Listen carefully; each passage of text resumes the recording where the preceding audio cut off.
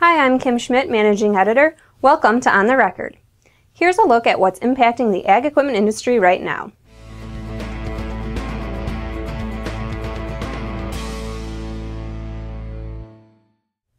After 4 years of La Nina-like conditions that plagued much of the country with hot temperatures and drought, forecasts indicate we could be in store for El Nino conditions in the year ahead.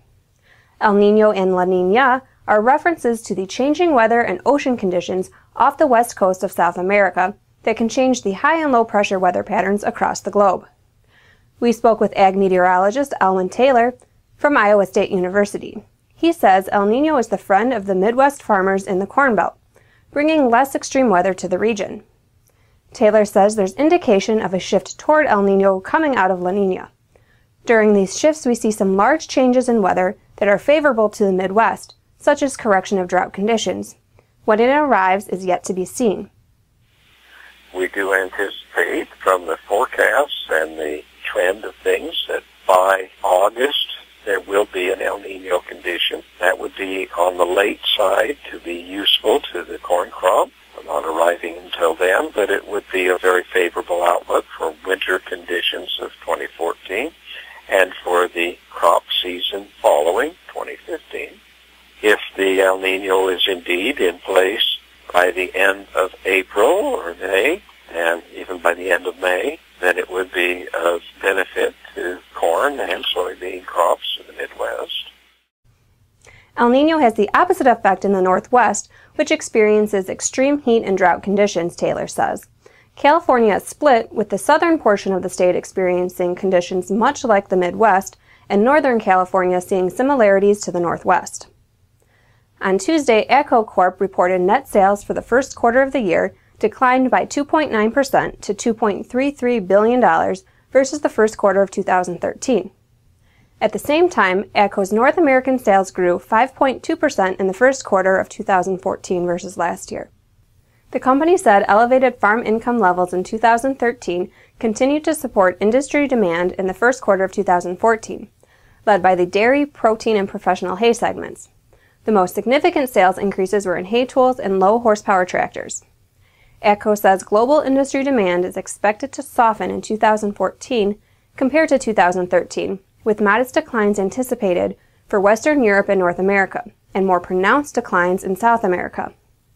On April 10th, the America's Small Business Tax Relief Act was introduced in the House of Representatives to permanently increase Section 179 expensing levels to $500,000. The Section 179 expense deduction allows business owners, including farmers, to recover all or part of the cost of certain qualifying property, according to the IRS.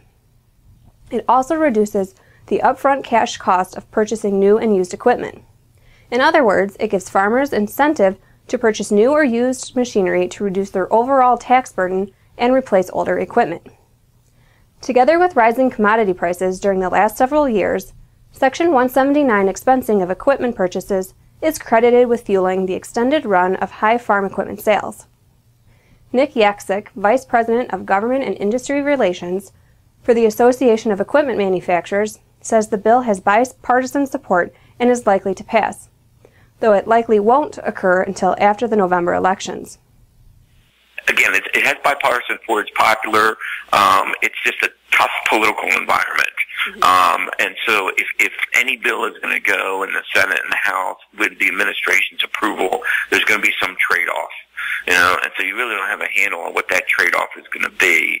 But something like a tax bill, there's usually something in there for everyone, and they can find their way. In the event it is not approved, the current law only allows for $25,000 to be expensed. According to a study released on April 25th by the Boston Consulting Group, manufacturing cost competitiveness around the world has changed dramatically in the last decade. U.S. equipment is no longer as costly to produce compared to other countries, which could open doors for more exports to nations craving U.S. leading technology. U.S. and Mexican manufacturing cost structures have improved significantly compared to nearly all other leading exporters. The study attributes the improvement to stable wage growth, sustained productivity gains, steady exchange rates, and a big energy cost advantage, largely driven by the 50% fall in natural gas prices since large-scale production of U.S. shale gas began in 2005. Mexico now has lower average manufacturing costs than China. Overall costs in the U.S. are 10 to 25% lower than those of the world's 10 leading goods exporting nations, other than China. That said, China has a less than 5% cost advantage over the U.S. The volume of farm loans saw a significant jump in the first quarter of this year compared to 2013, the Federal Reserve Bank of Kansas City said in a report released on April 30th. According to economists Nathan Kaufman and Maria Akers, operating loan volumes reached a record high, exceeding year-ago levels by 28% as farmers prepared for spring planting. This increase was driven by short-term production loans. Lower crop prices reduced cash flow, and overall crop input costs remained high despite a moderate decline in fertilizer prices, say the economists. While operating loans rose, farm capital spending slowed further, lessening the need for intermediate-term farm machinery and equipment financing. On April 24th, ag and construction equipment tire and wheel maker Titan International reported its first quarter net sales fell by 7% and gross profit was off by nearly 44% compared to the first quarter of 2013. Net income came in at $2.2 million versus $19.5 million a year earlier. Titan CEO and chairman Maurice Taylor said January and February business was weak. March improved, but could not offset the severe declines in the first 2 months of 2014. Agriculture and construction seems to be improving slightly going forward, but a recovery in mining looks like a long haul. To address the financial falloff in the period, Taylor said the company would be adjusting employment levels both in salary and hourly workforce in second quarter. And now from the Ag Equipment Archives. Back in 1842, Joseph Dart of Buffalo, New York, built the first grain elevator.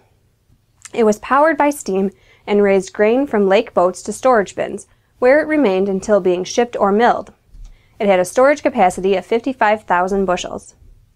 Today, Buffalo has the world's largest number of extant grain elevators. A number of historic elevators are clustered along Elevator Alley, a narrow stretch of the Buffalo River. As always, we welcome your feedback. You can send comments to kschmidt@lespub.com. Thanks for watching. I'll see you next time.